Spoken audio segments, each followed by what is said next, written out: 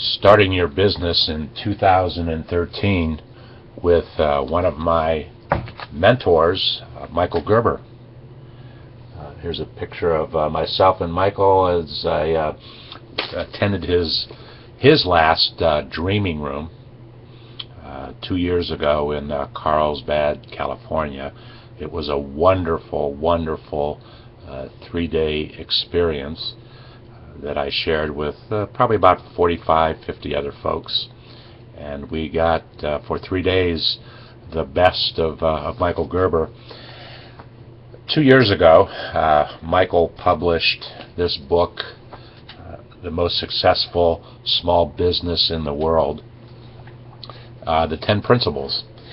And the cover of the book calls Michael Gerber the world's #1 small business guru, Inc. magazine.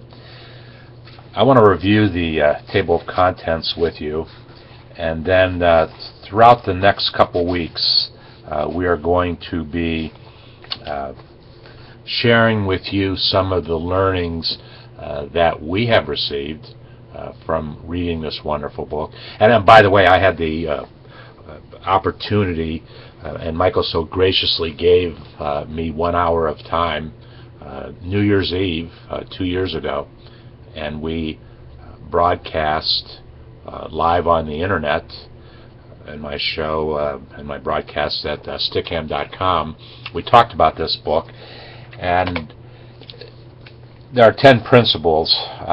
Actually, he doesn't list the names of the 10 in the book. In the table of contents, just calls them by their numbers. But I wanted to briefly share. Well, let's look at his. There were some really wonderful comments in his brief introduction. The 10 principles, according to the New Oxford American Dictionary, a principle is a fundamental truth or proposition that serves as the foundations for a system of belief or behavior for a chain of reasoning. In my mind, there are 10 such principles that underlie the creation of the most successful small business in the world. First principle: a small business built rightly can grow 10,000 times its current size. Principle number 2: a small business is no more effective than the idea upon which it is built. Number 3, the third principle: a small business is a system in which all parts contribute to the success or failure of the whole. Key word there is system. Fourth principle: a small business must be sustainable through all economic conditions in all markets, providing meaningful, highly differentiated results in all of its customers. How important was that principle in the last couple of years? Principle number 5, a small business is a school in which its employees are students with the intention, will, and determination to grow. Sixth principle: a small business must manifest the higher purpose upon which it was seated, the vision it was meant to exemplify, the mission it was intended to fulfill. Seventh principle: a small business is the fruit of a higher aim in the mind of the person who conceived it. Principle number 8: a small business possesses a life of its own in the services of God, in whom it finds reason.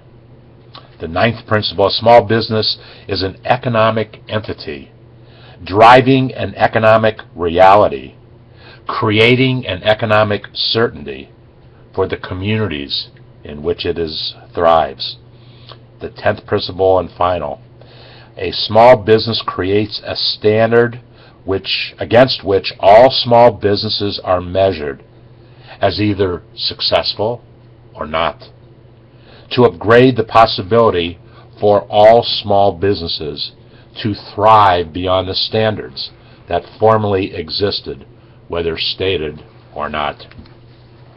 As I said, in the next couple weeks we're going to explore these 10 principles and I will make some comment about them, as well as looking at the learnings that I have received from 5 other wonderful books. And incidentally, all these books are available.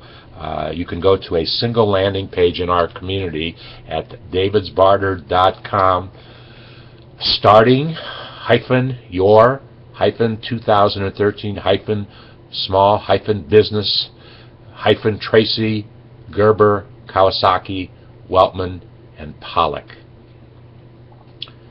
I will have the URL published in the description of today's YouTube video. So visit us again as we talk about the learnings in Michael Gerber's wonderful book, The Most Successful Small Business in the World, 10 Principles, and as we look at our other 5 books that we'll be discussing in the next week ahead.